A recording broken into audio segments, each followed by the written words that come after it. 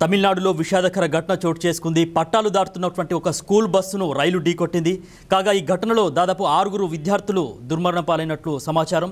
పలువురికి తీవ్ర గాయాలయ్యాయని కూడా చెప్తా ఉన్నారు. సో మృతుల సంఖ్య మరింత పెరిగేటటువంటి అవకాశం ఉందని కూడా చెప్తా ఉన్నారు.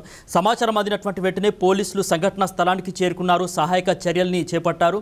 ఉదయం దాదాపు 7:45 సమయంలో ఈ యొక్క దుర్ఘటన జరిగింది.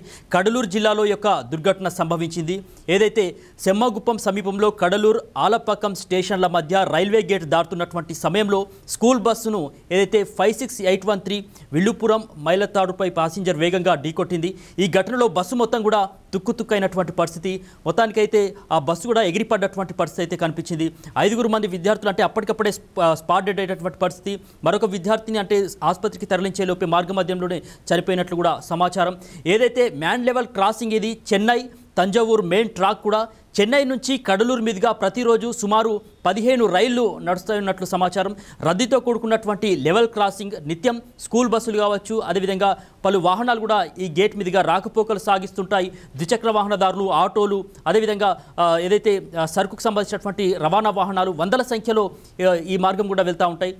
సో రైలు వచ్చేటటువంటి సమయంలో ప్రజలు కావచ్చు, వాహనదారులు కావచ్చు అప్రమత్తంగా ఉంటారు. మరి ఏదైతే అక్కడ ఉన్నటువంటి గేట్ కీపర్ ఎవరైతే ఉంటారో ఆయన కూడా అప్రమత్తంగా ఉంటారు. అయితే ఈ ప్రమాదానికి సంబంధించి ఈ స్కూల్కి సంబంధించినటువంటి విద్యార్థుల ప్రాణాలు మరి పోవడానికి ఎవరైతే స్కూల్ బస్కి సంబంధించినటువంటి డ్రైవర్ కావచ్చు, మరోవైపు గేట్ కీపర్కి సంబంధించినటువంటి నిర్లక్ష్యం కనిపిస్తుందంటూ కూడా అక్కడ ప్రత్యక్ష సాక్షులు అయితే చెప్తా ఉన్నారు. సో ఇంకా క్షతగాత్రులు కూడా విద్యార్థులకు సంబంధించి తీవ్రంగా గాయాల పాలైనటువంటి వాళ్ళు కూడా ఉన్నారు. వాళ్ళకి సంబంధించి మరి ఆసుపత్రికి యుద్ధ ప్రాతిపదికన తీసుకెళ్లి వాళ్ళకి చికిత్స కూడా మరి అందిస్తూ ఉన్నారు. ఈ నేపథ్యంలో మృతుల సంఖ్య మరి విద్యార్థులకు సంబంధించి పెరిగేటటువంటి అవకాశాలు కూడా ఉన్నట్లు సమాచారం.